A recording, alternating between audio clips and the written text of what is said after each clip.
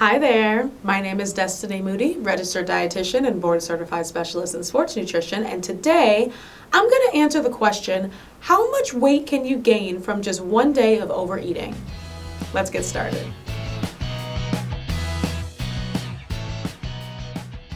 So let me give you a quick answer right off the bat. Is it possible to gain weight from just one day of overeating? Technically the answer is yes, but not in the way that you're thinking. Let me explain.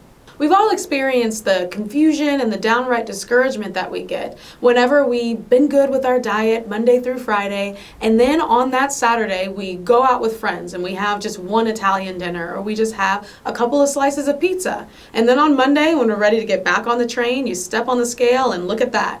You've gained 5 pounds, seemingly overnight, or in this case, over the weekend. But did you really? Well, I have 3 potential and pretty much guaranteed reasons as to why that happened. Fluid, sodium, and carbohydrates. Now, if you've seen one of my videos before about why we shouldn't demonize carbohydrates, carbohydrates aren't what made you gain weight. So let me get that out of the way. What these 3 things do have in common, though, is they make your body retain fluid. And your body has the ability to retain pounds and pounds and pounds of fluid. Sometimes I've seen up to 10 pounds of fluid being retained by an individual. And this fluid doesn't just come from drinking a lot the previous day. Obviously, if you drank like 2 gallons the day before because it was so hot or you were just super thirsty, you're going to weigh a little bit more after that. But one of the more common reasons that people find that they've gained weight in pounds and pounds of weight that shouldn't really be there is because of sodium.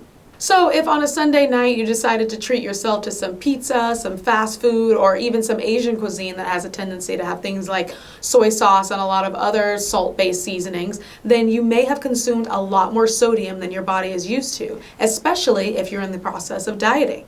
And the thing with sodium too is it makes you hold water in your interstitial tissues, which is the tissues that are very close to your fat tissue. So you may notice after you have a meal like this the next day that you look and feel really, really bloated.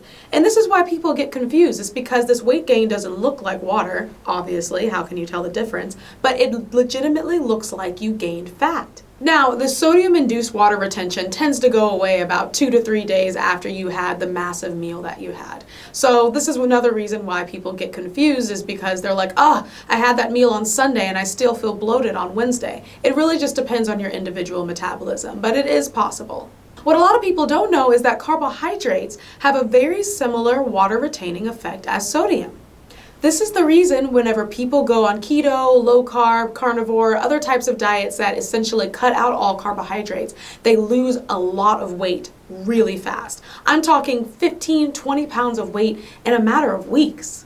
But what many people don't realize is that much of this weight, if not all of it, is actually not body fat, but water.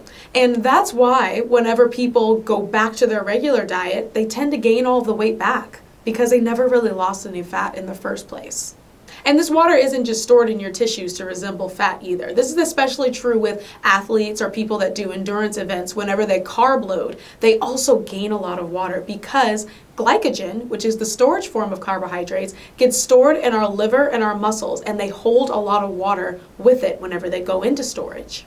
And even though it can help the performance of somebody that's doing long distance running, a lot of them will tell you that it makes them feel really, really heavy whenever they're running or performing their endurance event. And this weight that they're feeling is the extra weight from the water being retained from all the carbohydrate consumption. So now we're back to our main question. How much body fat, not water, body fat can you realistically gain from just one day of overeating? And is this something that you should worry about? One study had a group of adult males eat 50% more than their estimated calorie needs for 2 weeks. And these men only gained about 0.2 pounds of body fat after 2 full weeks of overeating. This wasn't even just a day. Not convinced? Not impressed? Let's look at another study. Another study had a group of adults eat 40% more than their estimated needs per day, and they had them do it over 2 months. And after 2 months of overeating, same thing. Each subject only gained about 0.2 pounds of body fat each day over the course of 2 months from overeating.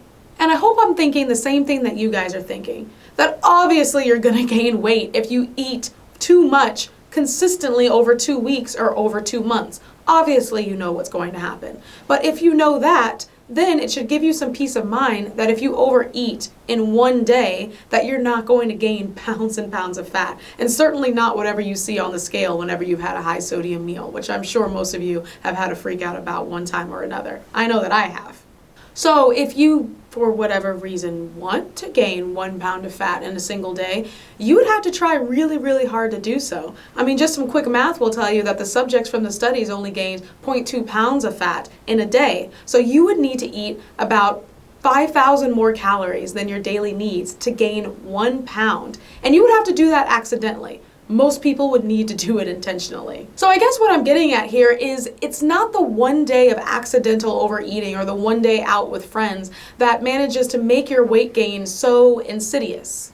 If you find that you're not losing weight or that you're gaining weight while you're on a weight loss journey, it's because there's something in your diet that is making you eat more than your daily needs on a consistent daily basis. If you feel like this is happening, then I would recommend that you start tracking your food using an app like Lose It or MyFitnessPal in order to really understand how many calories you're eating, because most people vastly underestimate the amount of calories that they're eating, especially if they're not tracking. So, what's Destiny's bottom line? According to science, it appears that if you eat only about 1,000 calories over your daily needs, and this number may vary slightly depending on your individual RMR, but you'll only gain about 1/5 of a pound of fat. And that can be very easily lost through just a few days of diligent dieting and exercising. And it's important to know this because it can discourage people from treating themselves the way that I as a dietitian recommend people do. I tell my clients and athletes all the time, what cheat meal did you have this weekend? I want to hear about it. Because if you are being really good and you're putting forth so much effort during the week, I really think that you should be able to have a nice indulgent meal, just one, on the weekends to reward yourself and just sort of take a break from the monotony and all of the discipline of dieting. But I feel like people need to have this information because if they don't know, then they might punish themselves by never having cheat meals. And this doesn't make for a sustainable diet practice, and it doesn't make for an enjoyable one either. Nor does it make for a very healthy relationship with food, which I'm a very huge advocate of. This is the Athlete's Dietitian, signing off.